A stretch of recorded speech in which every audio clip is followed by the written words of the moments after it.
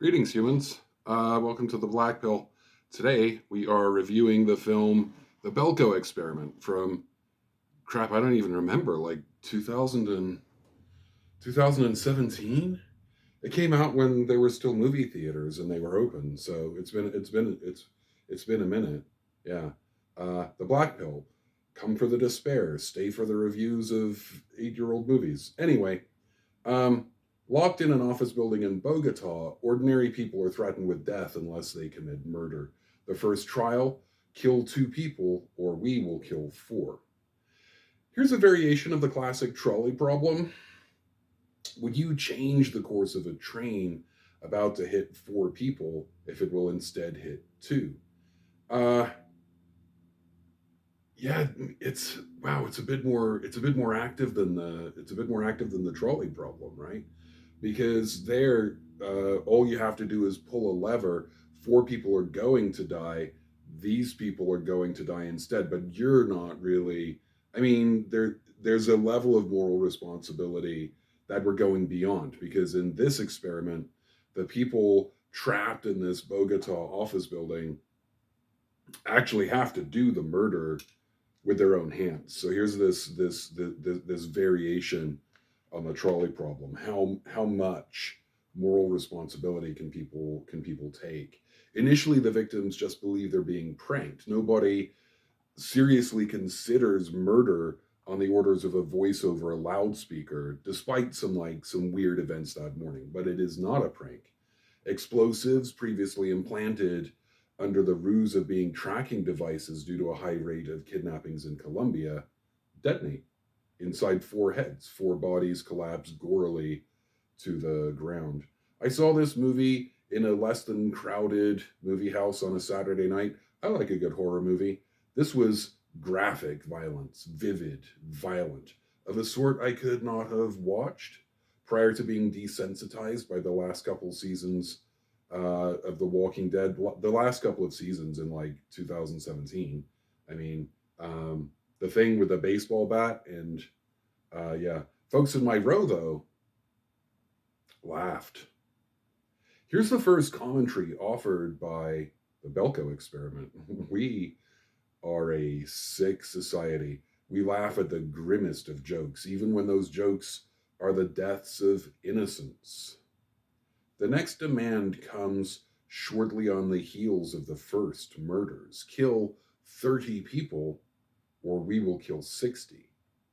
This is a kidnapping, and the hostage is the moral values of the people in that building. Um, what would you do? Would you overcome your compunctions or hold to them?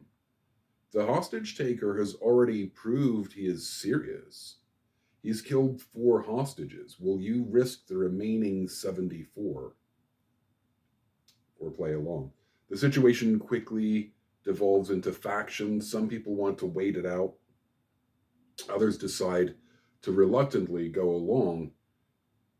Everybody can be said to have made an immoral decision. Are my moral values more important than your life? Here's the second commentary. We all put our values ahead of the lives of others, whether it's sending refugees back home to probable torture and death in their nations of origin, or voting against health care for all, or voting against a livable wage. We have many examples in which a citizen puts some moral principle ahead of the survival of another human. Such principles are often inconsistent, being, for example, pro choice but anti death penalty, or vice versa. That does not stop us from executing people in the name of principle. Mike, the best contender for hero in this hero less story, makes the argument that everybody is going to die anyway. There's no way the kidnappers can let anyone go after what they've witnessed.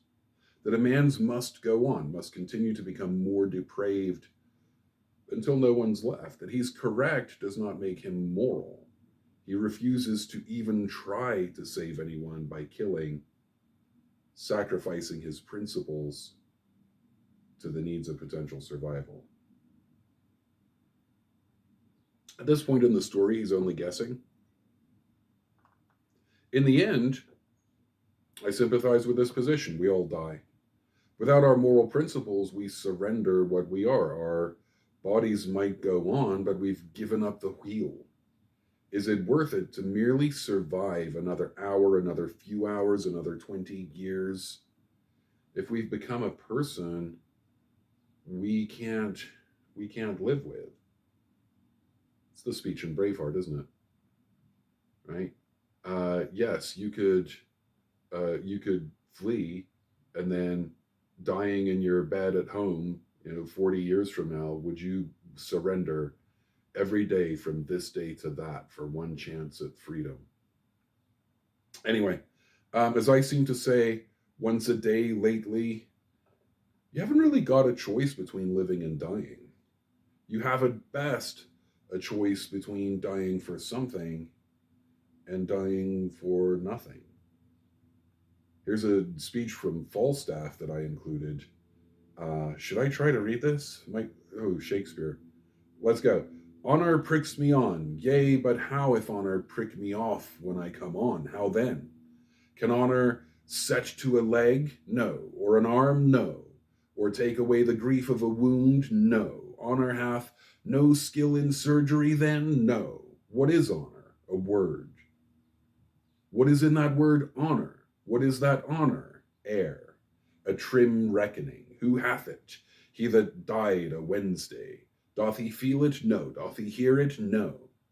'Tis insensible then? Yea, to the dead. But will it not live with the living? No. Why? Detraction will not suffer it. Therefore I'll none of it. Honor is a mere scutcheon.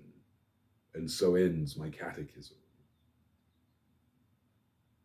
We honor the dead, but the dead have no need of honor, and neither the living. Live or die in that office building in Bogota, no one will remember.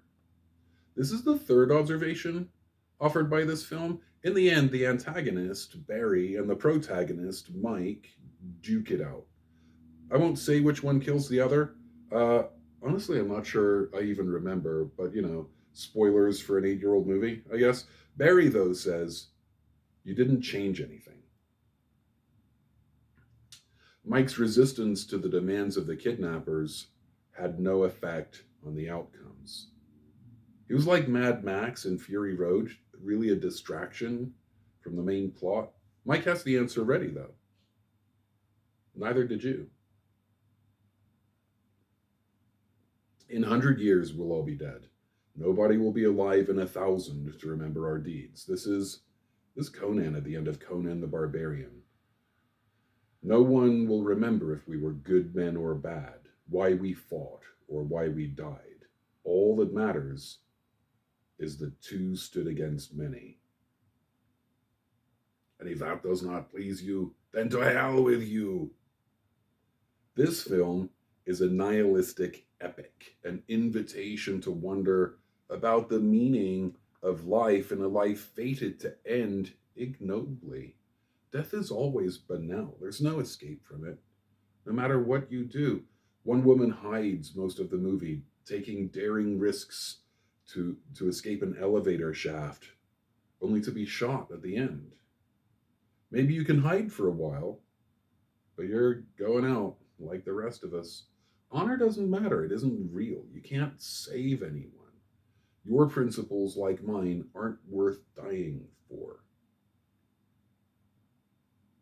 The only hope is that they're worth living for as long as we have. Black Bill out.